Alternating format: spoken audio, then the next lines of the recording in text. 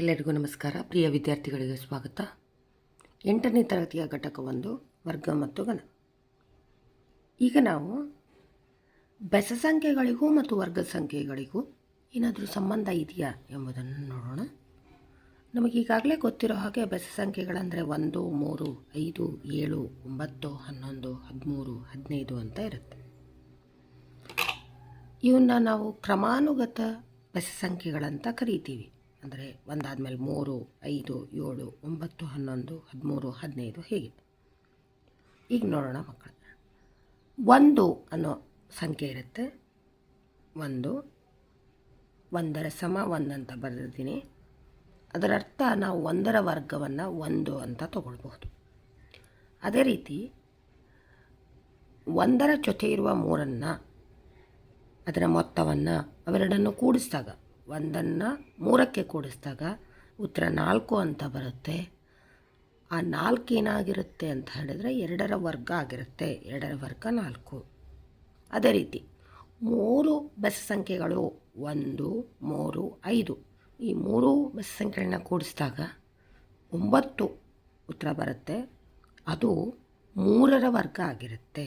ಹಾಗೆ 1, 3, 5, 7, 7ನ್ನು ಕೂಡಿಸಿದಾಗ 16 ಬರುತ್ತೆ. ಅದು 4ರ ವರ್ಗ 16 ಆಗಿರುತ್ತೆ. ನೋಡಿ ಮಕ್ಕಳೇ, ಇಲ್ಲಿದೆ 1ರ ವರ್ಗ 1 ಅನ್ಬೋದು, 2ರ ವರ್ಗ ಇವು ಒಟ್ಟಿಗೆ ಸೇರಿಸಿದಾಗ 4 ಆಗುತ್ತೆ. ಇದು ಈ 1, 3, 5ನ್ನು ಈ ಸಂಖ್ಯೆಗಳನ್ನು ಸೇರಿಸಿದಾಗ ಬರೋ ಉತ್ತರ 9 3ರ ವರ್ಗ ಆಗಿರುತ್ತೆ. ಇದು 4ರ ವರ್ಗ ಅನ್ಬೋದು.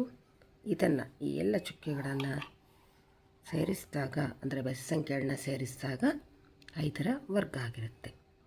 ಇದರಿಂದ ನಾವೇನು ಅರ್ಥ ಮಾಡ್ಕೋಬಹುದು ಅಂದರೆ, ನಮಗೆ ಯಾವ ಸಂಖ್ಯೆಗಳ ವರ್ಗ ಬೇಕಾಗಿರುತ್ತೋ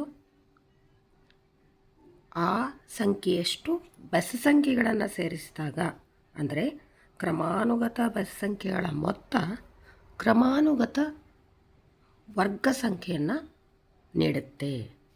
15 ಬೆಸ ಸಂಖ್ಯೆಗಳ ಮೊತ್ತ ಏನಾಗಿರುತ್ತೆ?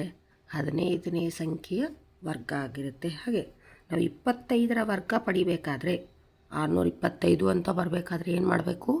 25 ಬೆಸ ಸಂಖ್ಯೆಗಳನ್ನು ಸೇರಿಸಿದಾಗ ಅಂದರೆ ಕೂಡಿಸಿದಾಗ ನಮಗೆ 25ರ ವರ್ಗ 625 ಅನ್ನೋ ಉತ್ತರ ಬರುತ್ತೆ. ಧನ್ಯವಾದಗಳು.